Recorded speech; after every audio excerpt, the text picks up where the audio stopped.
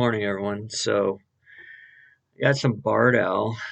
All these examples are coming from the nest area. So, more than likely, I've got the same owls in multiple clips over a period of time. I don't save all the owl stuff just because there's a lot. And they have a wide range. I mean, there's a couple owls in there that have really higher toned, higher pitched calls, and there's a couple owls that have really deep calls. Usually, the younger owls will will make higher pitched uh, kind of calls. So I got some examples of some troop or trill hoots, regular hoots, who cooks for you, and the display call, which you can see right here. This display call is usually when you get a group of barred owls together and they're getting in an argument about territory. This happens a lot. Hands down, people who have no experience with owls um, or recording, because usually, everyone's heard owls, but rarely do you record them. And then when you start looking at actual audio, it becomes Bigfoot. I just recently saw a YouTube where all the vocalizations in it were barred owl. Every single one of them. It was a situation where they had multiple owls in a territorial argument. One of them had a very deep vocal. It was not a Bigfoot. It was a barred owl. But the person who made this video insinuated that it was possibly Bigfoot mimicking owls. I don't know. I have no time for that. I just want to counteract it a little bit. People, do your homework.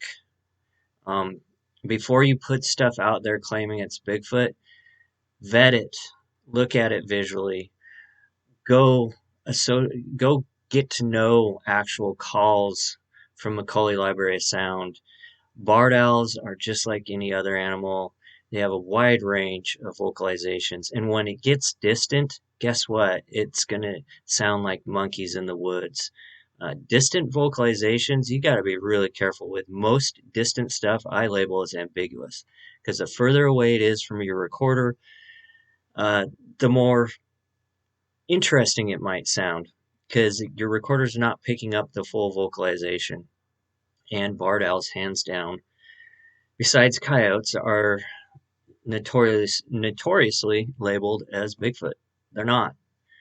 Um, and you can see it right away if you look at it visually, if you just take the time to get to know some of the calls. And that's why recording in the same area for a long period of time, you do get to know the known animals. And when you go to a new area, you'll have the same animals, but same species vocalizing. They'll have different calls in sound, but they'll be the same, and you'll be able to recognize it.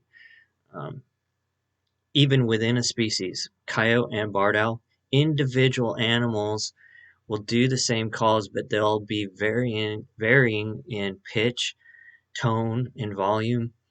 And so you can actually identify individual animals via their call. And so if you've got barred owls going off and you got one that sounds deeper than the others, that doesn't mean it's a Bigfoot mimicking an owl. It just means it's a different owl. Okay, I'll let you listen to this and I'll shut up after that. Have a good day.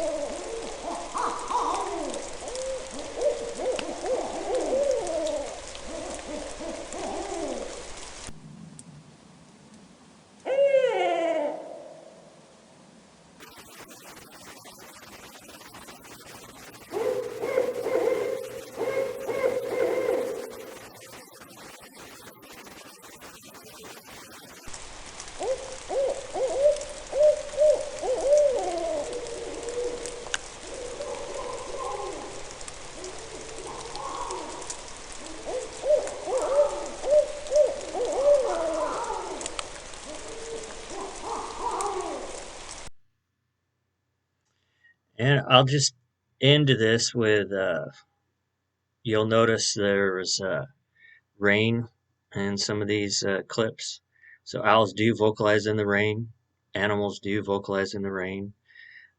You'll notice one of the hoot trills, songbirds in the clip. That clip was in daylight hours. I have recorded barred owls in the middle of the day multiple times, especially in March, the spring breeding season. They will vocalize 24/7.